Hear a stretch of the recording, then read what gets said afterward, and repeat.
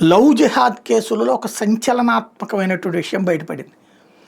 ఏది మొన్న దొరికినటువంటి బాబా పేరుతో ఉన్నటువంటి వాడు ఎవడైతే ఉన్నాడో వాడు చాలా పెద్ద ముదురు, మామూలు ముదురు కాదు అన్నటువంటి విషయం బయటపడింది. వాడికి సంబంధించినటువంటి విషయాలు ఒక్కోటొక్కోటి కొత్తగా వెలుగులోకి వస్తున్నాయి.